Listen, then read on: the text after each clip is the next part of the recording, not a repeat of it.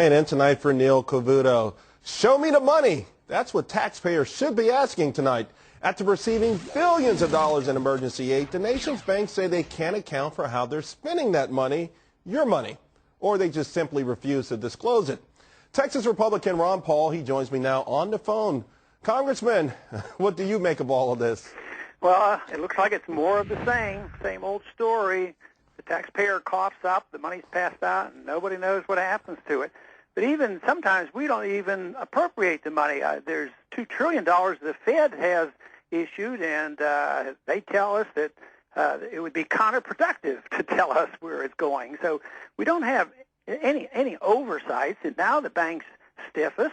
But, just not too long ago, we had a report that we passed out $23 billion in Iraq for rebuilding, and it's totally lost. Nobody can account for it.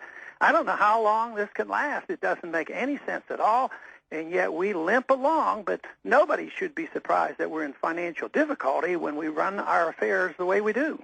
Yes, sir, I understand that, but you're a congressman. Don't you guys have the power to enforce some accountability here?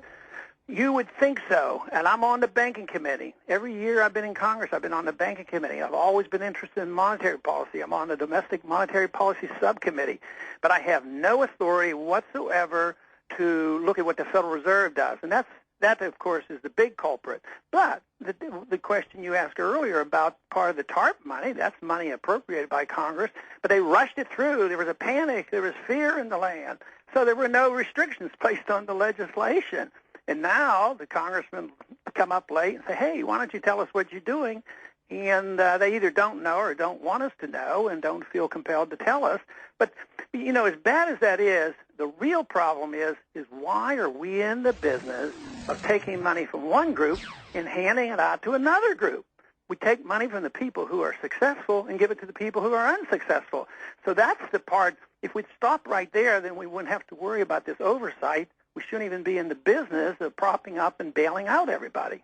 But the fact of the matter is, though, sir, that we are in very difficult straits here. I mean, obviously, you have been opposed to TARP and you're opposed to bailouts, but a lot of other folks would say, you know what, under the free market system that Ron Paul says that we should be looking at, this is how we got in the mess in the first place. What do you say to the millions of folks out there who are just simply confused because one way certainly didn't seem like it worked because it got us into this jam, and now there doesn't seem to be a solution?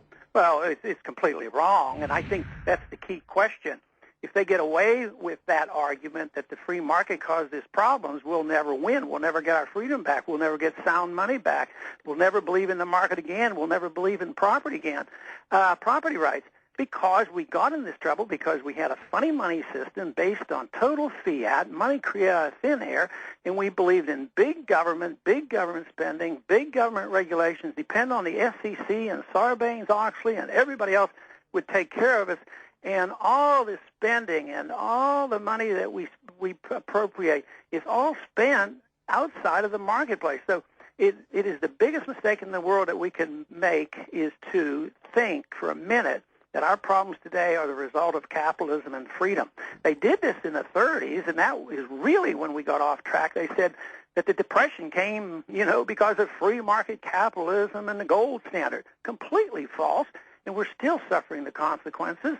And this time around, we're liable to lose everything if we don't wake up and realize it's the lack of freedom and the lack of sound money and lack of oversight of our government and our government agencies, the Federal Reserve and the Treasury. That's where the fault is. Congressman Paul, I have just 20 seconds left. A lot of folks in the regular media, the mainstream media, are just talking about executive perks with this money. Do you worry, though, that there could be something beneath the surface that's more nefarious, that's a ticking time bomb, and that's why they're spending this money and not telling us where it's going? Oh, sure. That's the nature of government. I mean, first they take it illegally, then when it's spent irresponsibly. But do you think that we can gather up all these funds and pass them out and think we're going to be giving this money to angels and wonderful things will come of it? That would be totally naive. That's why we shouldn't be in the business of doing this. So, yes, I think when the dust settles, we're going to find out a lot of mischief has been going on. Thank you very much, Congressman Paul. Appreciate it every time you're on the show.